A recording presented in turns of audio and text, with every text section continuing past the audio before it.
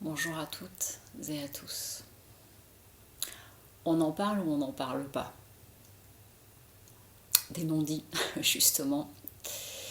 Je voulais partager avec vous, toujours pareil, c'est une réflexion, vous prenez ce qui peut faire écho ou pas. Je ne détiens pas la vérité.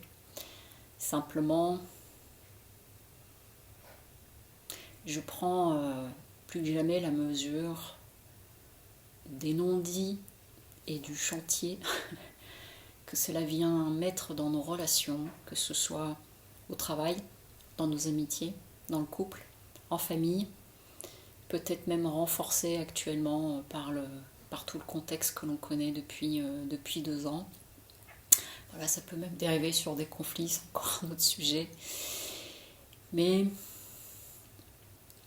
c'est vraiment d'être en conscience des dégâts que cela peut causer, les non-dits. Alors quand je dis ça, c'est pas dans un but accusateur et culpabilisant. Ce qui nous amène à aller vers des non-dits, ça va être quoi? Ça va être la peur de blesser la personne en face. Ça va être la peur de rentrer justement dans un conflit. Ça va être la peur que du coup on puisse être rejeté, critiqué, qu'on puisse perturber selon les sujets que l'on peut avoir à aborder, mais la conséquence de tout cela avec le temps, et c'est là tout le message d'aujourd'hui, c'est que ça va être comme un gros paquet de poussière qui va grossir, et qui même avec le temps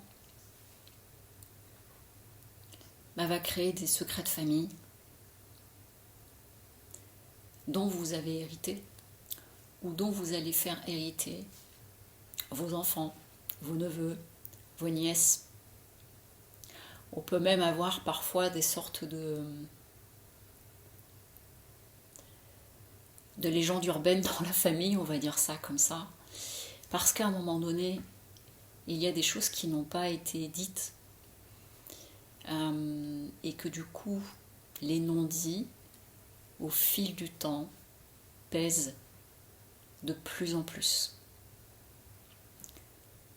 Et donc, ça peut installer vraiment des malaises. Donc ça peut installer des malaises dans le travail, ça peut installer des malaises dans un couple, où au bout d'un moment ça peut devenir explosif et il y en a un des deux qui va craquer, qui va dire beaucoup de choses et là vous pouvez tomber des nues. Ça c'est une première chose, c'est que c'est une parfaite mine pour installer justement des conflits larvés et des situations explosives par la suite.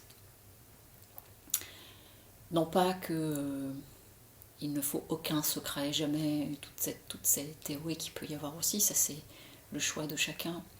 Mais en tout cas, c'est de bien se poser la question de l'intérêt ou non de parler de cette chose-là, de sa nécessité, et surtout des conséquences que cela peut avoir de ne rien dire, non seulement à court terme, mais à plus long terme et même à très long terme. Parce que j'accueille beaucoup de personnes dans mon cabinet qui arrivent et en fait qui peuvent souffrir, qui peuvent porter sur leurs épaules un non-dit qui s'est installé et même parfois donc qui est devenu un secret de famille. À tel point que j'ai déjà pu voir des personnes qui du coup même le cerveau est tellement fort qu'il peut faire des sortes d'amnésie sur des périodes de vie parce que c'est tellement interdit d'en parler que du coup hop, j'ai gommé cette période-là de ma vie. Donc vous imaginez un petit peu les impacts que ça peut avoir. Donc c'était simplement ce partage assez court, peut-être pour faire un petit peu le point sur vos non-dits à vous.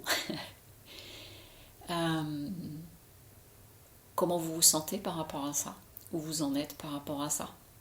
Ce qui motive à ne pas en parler, que ce soit vous qui soyez en train de taire la chose ou que ce soit vous qui soyez en train de subir ce qui a été dû.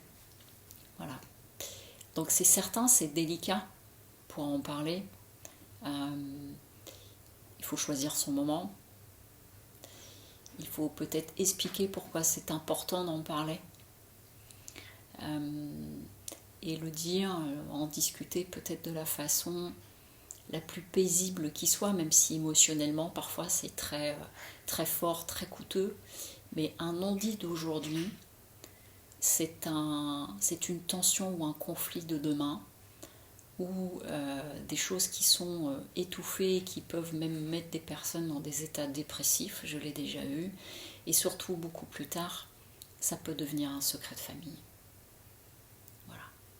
Sur ce, je vous souhaite une très belle journée, à vous de voir ce que vous avez envie de faire de cela, puisque chacun est libre de ses choix. À très bientôt, au revoir.